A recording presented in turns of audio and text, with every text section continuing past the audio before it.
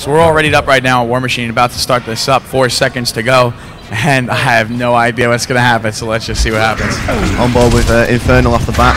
Yep. See where he goes. Not even... Oh, Infernal actually does play nades. I play against him all the time, and I didn't replay when we were scrimming them. You're going to see him move his nades a lot and really try to control the other nade player, and I would expect to see some pushes with him using his grenades to get control of the middle of the map. Be good to get a bit of a reaction on this map because he loves to push the snipe. Infernal deciding to play this defensive right now, going for a torch bow pickup. Can he get away? He does get away with the torch bow. That's a free power weapon right there.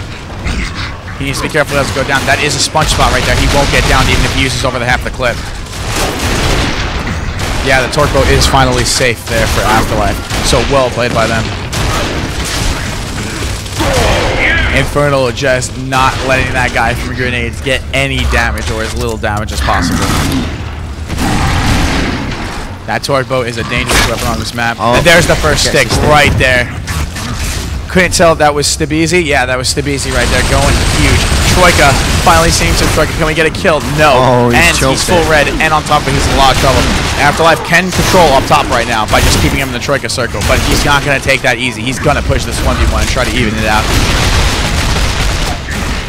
He's resetting right now, trying to regroup with his teammates. Expect to see a teammate or two try to help him out right now so he can get out freely. We got a 4v3 for Afterlife. Crooks a little red. Baz, huge kill right there on reaction, one of the clutch player on their team, and Reese picking up a kill. We got a 2v3 right now, I believe.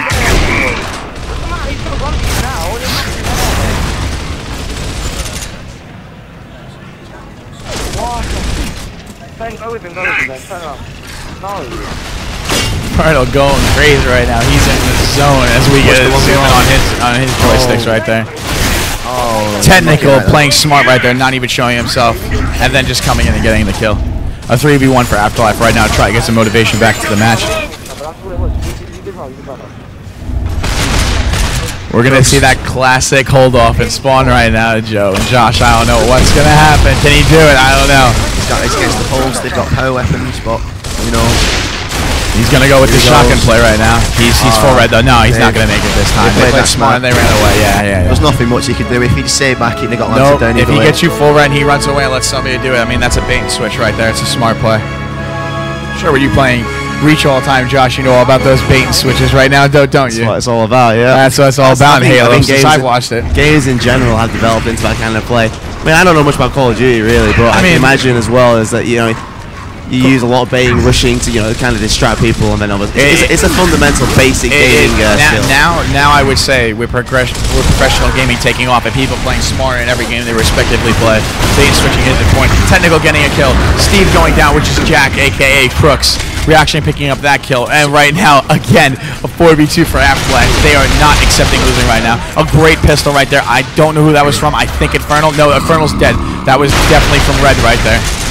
Not really a good idea to pick up a snipe right now, to be honest, in a 4v1. Red trying to get a kill right now. Red picking that up, but he's going to go down. He can't clean it up. Either. It's so hard in a 4v1 to clutch on a good team that has organized teamwork. Definitely, especially on this map where there's not many angles really where you can keep a close corner on. Well played by Afterlife right there, playing really smart right now. So this is Clubx host right now, I think. No.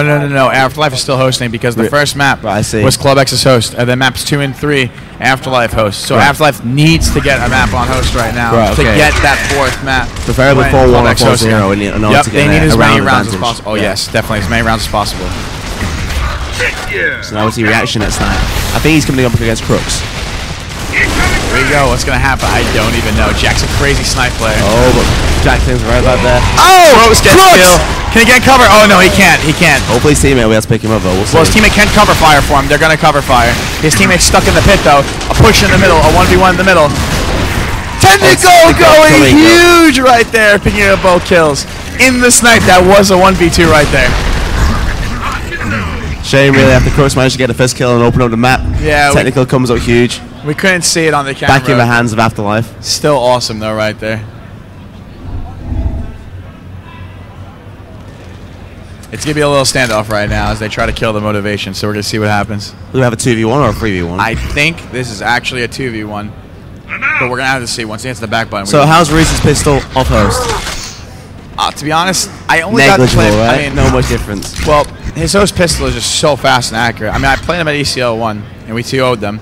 But it's hard to say, to judge it on that, because they didn't have headsets. And on top of it, they played really well, and the maps were by far in our favor. I mean, they had to host Canals, which is the biggest off-host map, and then we got to host War Machine, which, when played correctly, is a really powerful host map. I always found that, you know, on the subject of communication, headsets. Oh, and there's a... It's now definitely a... There we go, Inferno with that torque bow. Not just good with his sniper, good with other power weapons as well. So, with other games like Halo Reach, you know, communication is so key, so important. It being a respawn game, there's so many different factors. Gears of War, on the other hand, I always find that it's a lot more being in the zone, people taking on 1v1s. But of course, communication still being important. But how important is it compared to, say, a respawn game? I mean, my whole team is based off of only communication. So knowing what's going on, who's fighting, you know, who's going for a power weapon, how many guys are going one place. It's all so important. Keeping track of power weapons, when they spawn, when they don't, making organized pushes. I mean, there's so many things that you can do to have control of a map. So if there's any game that I've played in my lifetime, I think Gears of War is the most important communication-based game I've ever played. Really? Yeah, for me personally. But then again, I'm not a professional Reach player like yourself, so I wouldn't know. Reach, the communication you need on Halo. I'm assuming it's absolutely crazy, unreal. Absolutely crazy. Your games are much longer than ours too, because our rounds, I mean, they only last tops 5 minutes, where your games can last extremely long amounts of time. So communication is a very important factor, and we respawns in 2. Yeah. I mean, it could get hectic. Exactly. So now it's a 2v2 apparently. Infernal actually has really impressed me this game. Like this whole series. At the beginning of the game. Last minute pickup in place of the Great Absinthe. And now he's really doing work for his team. Torbo, snipes, shotguns. At ECL1, I did get to play Joe B actually right here, and on top of it, Inferno were playing on the same team on Romance, and both of them were the biggest standout players on the team. So I expect them to go huge on this event, and Inferno is definitely impressing me so far. Definitely. I think he's always been a little bit held back by the fact that even though Romance were good back in the day, they never really had a consistent lineup. With Red switching in and out with Ross.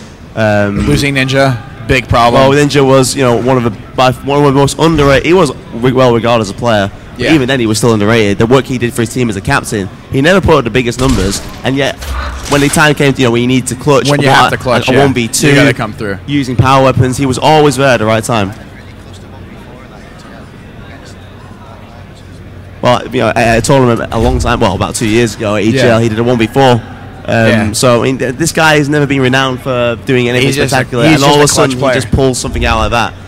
Very underrated, and now he's obviously no longer a scene. But extremely Infernal in general, I mean, they used to have a guy called Wagman on their team who... I remember playing him at ECL1 actually. Yeah, I mean, the guy was kind of really riding his team a little bit in the end. He never he was never a standout performer. Yeah. But now with Infernal, he's playing with players like Crooks. Yeah. And people are doing really well at the minute, like Baz. Yeah, I mean, he's always been able to stand out more. When I saw Baz play at ECL1, I didn't think of him much as a host player because Abs was hosting, but he's definitely taken the role on really, really well at this event, and he's playing solid. So if he continues this, Club X might win this game. We'll see. So what's the score right now? That was a draw, I think. First draw. Yeah, we're not going to see many draws this map. These two teams are too aggressive. So all the maps it's not often. It was just a 2v2 and nobody wants to risk the loss. There's the push by Inferno, but Inferno getting focused down right there by Reese. That was definitely Reese right there, and possibly, I believe, somebody else, Stabizi. Yeah, there's a double focus fire on him right there, and he goes down. We got a 4v3 right now in favor of Afterlife right now. But Afterlife does not have that snipe. They can completely close out on that guy at snipe right now. Or will they do it? I don't know. Nice weapon slide right there. But he's not going to get out. Be interested to see if the sniper keeps the shot. Yep. He definitely is keeping him down right now. But can he get away? That's the real question. If he can get away right now and get to a cover and get out, he gets out with the torque bow. Now we got 2 power weapons. Anything can happen. Stabizi takes out Red. 4v2. Stabizi going huge. Probably really underrated before this match, but definitely going to get some credit after no matter who wins right now. Everybody on both teams playing respectively well.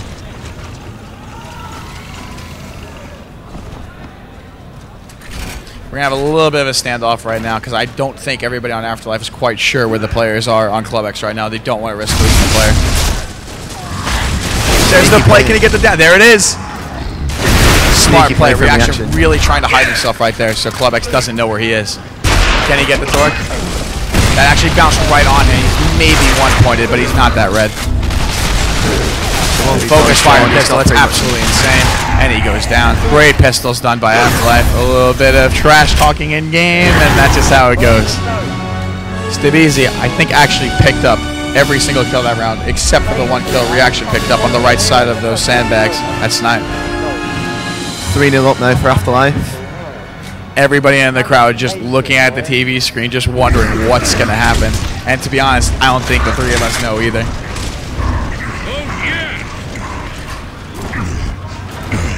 It looks like we have a base strat right now. I mean, we got a guy in middle, guy on cutoff, guy nades. Yeah, definitely a basic right now, so anything can happen. Be interesting to see whether Afterlife pulls out the 3-0 lead this time or whether they'll throw it away. Afterlife playing up also on, and there they go. They're going to try to push. Do they go for the cutoff? Anything can happen. The nades weren't good right there. It's a 3v4 for Norbreck.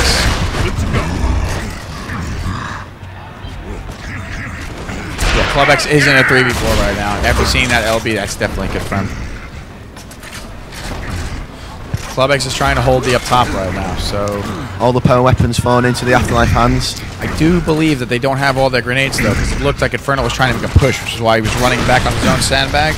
I would assume he used a nade or two, but we really don't know because we weren't able to see it.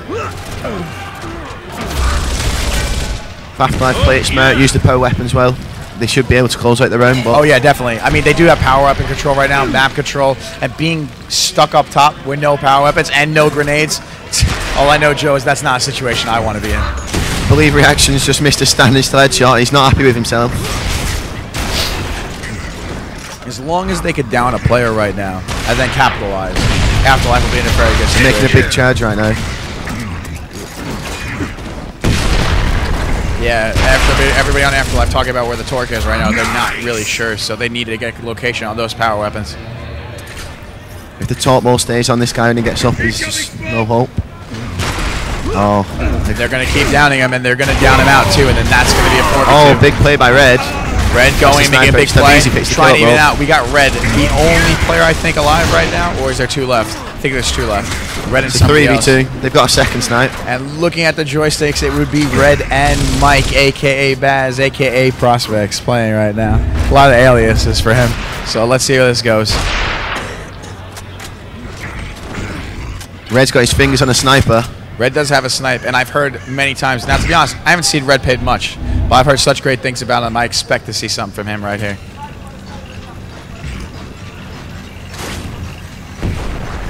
Power weapons have all fallen into Club X's hands now, even though Afterlife have the both power weapons in their advantage and the hands, power they can weapon also advantage control too. the other power weapon spawns to get more ammo to clutch the round. So let's just see what happens right here. And there's the three of us hanging out, doing some commentary. So let's see where this goes. We got a standoff right now because they can't risk losing somebody. He did connect that shot, by the way. It just wasn't an active or a headshot, so he didn't go down. Player's probably two-pointed.